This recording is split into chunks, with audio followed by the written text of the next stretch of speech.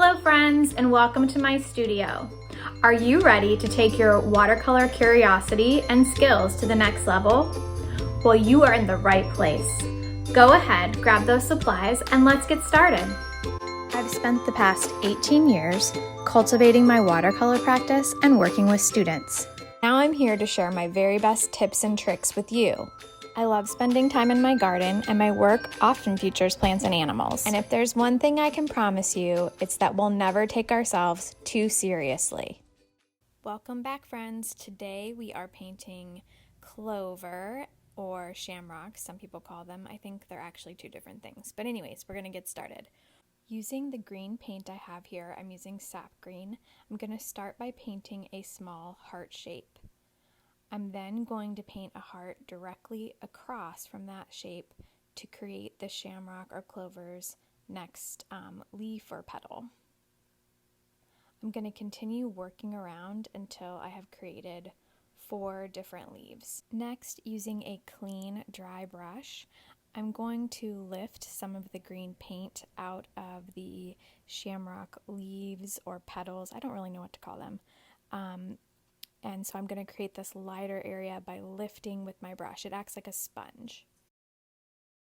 Now that I've lifted some paint, I'm going to work additively, and I'm going to add some darker paint, some more pigment around the edges of the shamrock's leaves. This is going to create some nice contrast. After I add my thin stem to my first shamrock, I'm going to start a second shamrock next to it. This one will be smaller, and I'll do the leaves at a little bit of a different angle to add some interest to the composition.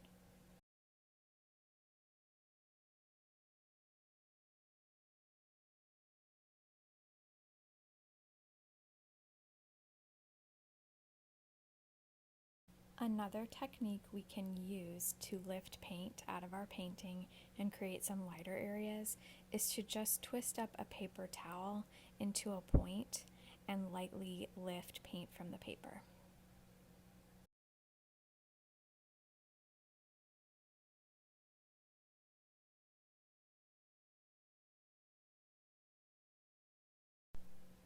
Next, I'm going to add my clover.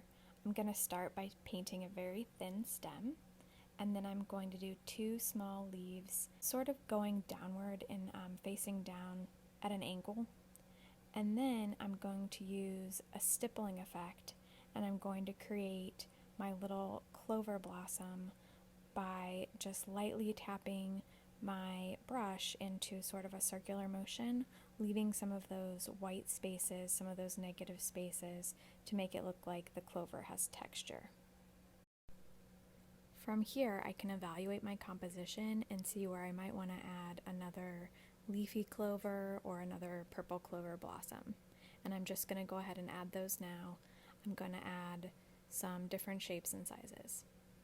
Once I'm done adding my clover leaves and clover blossoms, I'm going to use the flick stroke with green paint to add some grass to just sort of fill in the base area around the clover and flowers. Now that I've allowed my clover leaves to dry a little bit, I'm going to go back in with some darker, more pigmented green paint, and I'm just going to add some sort of like striations, some lines in the clover leaves just to give it a little more information, a little more detail, and to add a little contrast.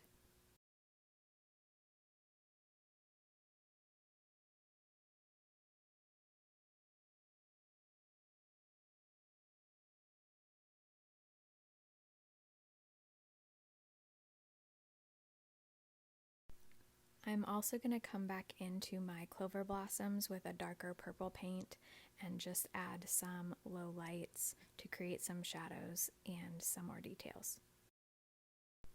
And the very last thing I'm going to do is come back through with my flick stroke and just create some more lush, thick grass for these clovers to be growing out of. I hope you have enjoyed this tutorial today, and happy St. Patrick's Day. Bye, friends. I hope you'll click subscribe and share this tutorial with someone who you think might enjoy it. Stay watercolor curious.